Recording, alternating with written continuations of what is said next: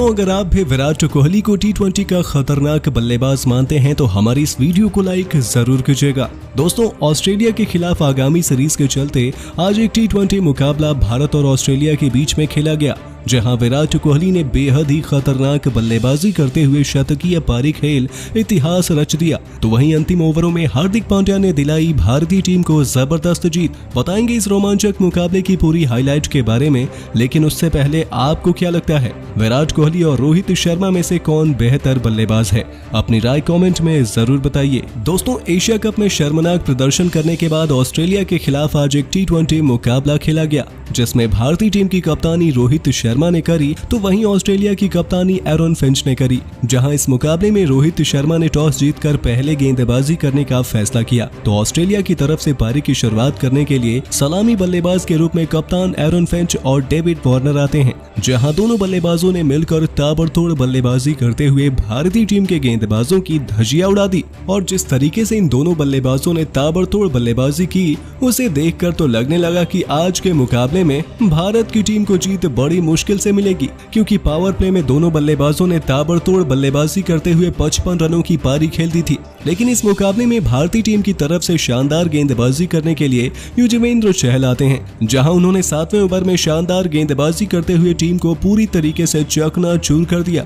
जहां युजवेंद्र चहल ने अपनी गेंदबाजी से विरोधी टीम की बल्लेबाजी की कमर ही तोड़ दिए, जिसमें उन्होंने एक ही ओवर के अंदर टीम के 3 विकेट गिरा दिए, जिसमें पहली ही गेंद पर उन्होंने कप्तान एरन फिंच के हाथों करारा छक्का खाया। लेकिन इसके बाद उन्होंने वापसी करते हुए अगली गेंद पर गुगली से शिकार करते हुए कप्तान एरन फिंच को 32 रन के स्कोर पर आउट कर दिया। लेकिन अब बल्लेबाजी करने आए स्टीव स्मिथ से सभी को बचकर रहने की जरूरत थी। लेकिन यहाँ तो पहली ही गेंद पर स्टीव स्मिथ पूरी तरीके से फ्लॉप साबित हुए और युजवेंद्र चहल की गेंद पर स्लिप में मौजूद विराट कोहली के हाथों कैच आउट हो गए। तो वहीं बल्लेबाजी करने के लिए लबुछाने आए और ओवर की अंतिम गेंद पर बिना खाता खोले वो भी पवेलियन को रवाना विकेटकीपर के हाथों कैच आउट होकर हो गए। और अब बल्लेबाजी करने ग्लेन मैक्सवेल आते हैं, जहां पर डेविड वार्नर और ग्लेन मैक्सवेल के ऊपर काफी ज्यादा उम्मीदें थी और दोनों बल्लेबाज शानदार बल्लेबाजी करते हुए दिखाई भी देने लगे। और दोनों बल्लेबाजों ने अंत तक डटे रहते हुए टीम के सामने शानदार प्रदर्शन करते हुए 80 और 70 रनों की पारी खेली,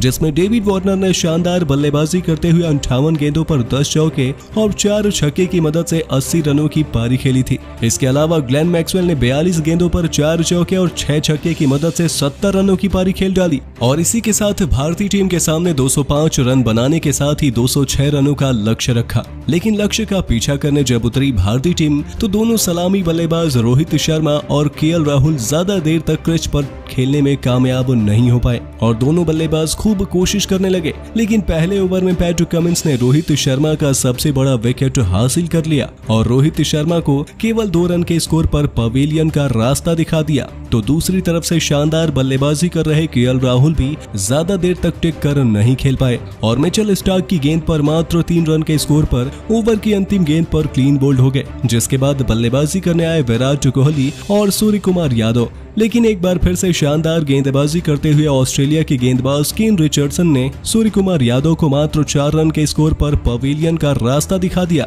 जिसके बाद बल्लेबाजी करने के लिए ऋषभ पंत आते हैं। लेकिन ऋषभ पंत भी ज्यादा देर तक खेल नहीं पाते हैं और केवल 3 रन के स्कोर पर चौथे ओवर में एडम जाम्पा की गेंद पर स्टंप आउट हो गए। तो वहीं बल्लेबाजी करने के लिए हार्दिक पांड्या को आना पड़ा और अब 4 विकेट 4 ओवर में 15 रन के स्कोर पर गिर जाने के बाद पारी को हार्दिक पांड्या और विराट कोहली ने संभाल लिया। तो वहीं दोनों बल्लेबाजों ने ऐसा ही अंदाज में बल्लेबाजी करते हुए पारी को संभालकर टीम की स्थिति को बेहतर बनाया। जहां विराट कोहली ने अपना अर्धशतक 11वें ओवर में पूरा किया, तो वहीं हार्दिक पांड्या ने अपना अर्धशतक 14वें ओवर में पूरा किया। लेकिन अंतिम 4 ओवर में जीत के लिए 55 रनों की आवश्यकता पड़ी।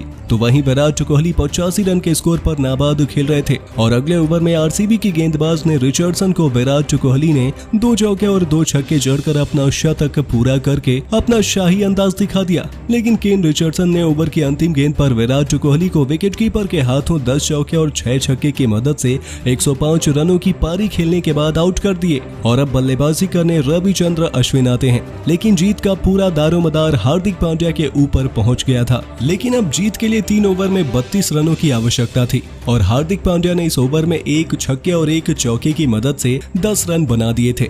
लेकिन इसके अगले ही ओवर में हार्दिक पांड्या केवल 1 चौके समेत 8 रन बना पाए और अब मुकाबला रोमांचक स्थिति में पहुंच गया, क्योंकि जीत के लिए अंतिम ओवर में 14 रनों की आवश्यकता थी और पहली 2 गेंदों पर 2 रन आ गए थे। लेकिन अब अंतिम 4 गेंदों पर जीत के लिए 12 रनों की आवश्यकता थी। ऐसे में अगली 3 गेंदों पर एक चौके के साथ 8 रन देखने को मिला और मुकाबला बहुत ही ज्यादा रोमांचक हो गया, क्योंकि अंतिम गेंद पर 2 रनों की आवश्यकता पड़ी और इस गेंद पर शानदार बल्लेबाजी करते हुए हार्दिक पांड्या ने छक्का लगाकर 75 रनों की नाबाद पारी खेल और टीम को शानदार जीत दिला दी। और इस अभ्यास मुकाबले में मिली रोमांचक जीत को देखकर भारतीय टीम मैनेजमेंट काफी ज्यादा खुश हुआ है। तो दोस्तों, आपको क्या लगता है, भारत और ऑस्ट्रेलिया के बीच खेले जाने वाले सीरीज में कौन सी टीम विजेता बन पाएगी? अपनी राय कमेंट बॉक्स में कमेंट करके जरूर बताइए और ऐसे ही शानदार खबरों के लिए हमारे चैनल को सब्सक्राइब और वीडियो को लाइक करना बिल्कुल ना भूलें।